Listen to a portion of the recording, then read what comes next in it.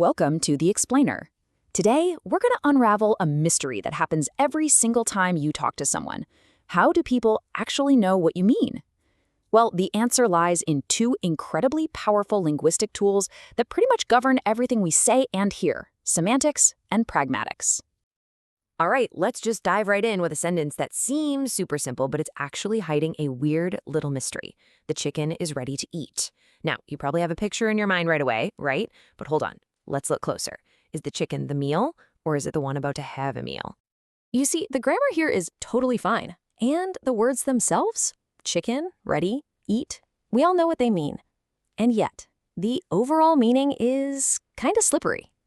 This is exactly where our investigation begins. And for that, we need our first tool. Okay, so our first tool is something called semantics, and you can think of it as our official literal code cracker. It's all about focusing on the dictionary definition of words to start untangling what's going on. So what's really crucial to get here is that semantics acts like a detective that only looks at the hard evidence, the words themselves. It totally ignores the speaker, the context, the situation. It's purely about the what of language, long before we get to the why. And to do this, to really map out what a word means, linguists do something pretty cool. They break it down to its absolute core components using a concept called semantic features. So check this out. This table is basically mapping out a word's DNA with these simple plus and minus signs. A man is plus human, plus animate, and plus male. But a table? Nope, it's minus all of those.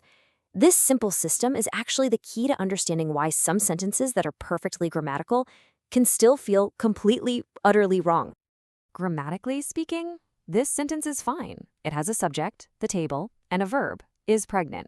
But semantically, it's just nonsense. And now we know exactly why. The word pregnant requires a subject that has the feature plus animate. But our table, as we just saw, is minus animate. The features just don't line up. All right, so our first detective, semantics, has done its job. It's given us the literal facts, the dictionary definitions. But it can't solve the case of the hungry chicken. It's looked at all the words, but it's still missing the most vital piece of the puzzle: context. So let's bring in our second tool and see how this all builds. To solve this mystery and honestly countless others in our day-to-day conversations, we have to look beyond the words on the page and into the world around them.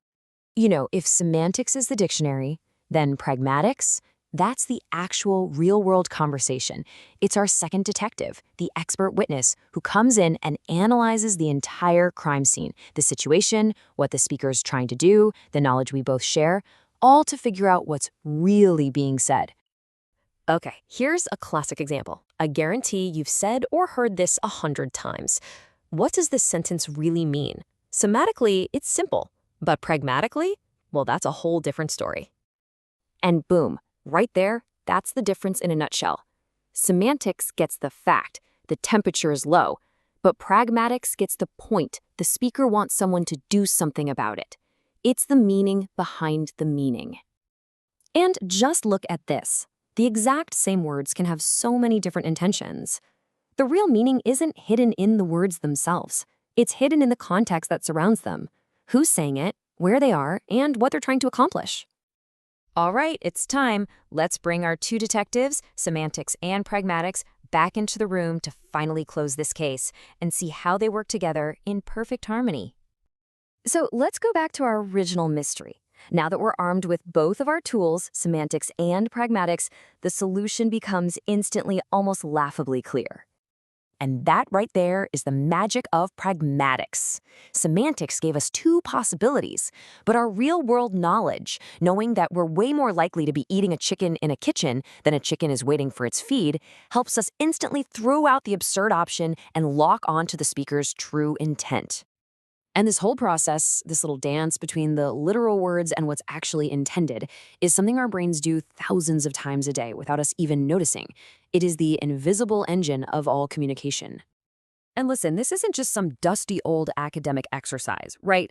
This partnership between what words say and what people mean is the key to absolutely everything, from getting a joke to understanding sarcasm to navigating completely different cultures. Seriously, once you're aware of this distinction, it's like having a communication superpower. It lets you hear the message behind the words. It's how you know bank means the money place, not the river's edge. It's how you know that "can you open the window" isn't a question about your physical ability, it's a request.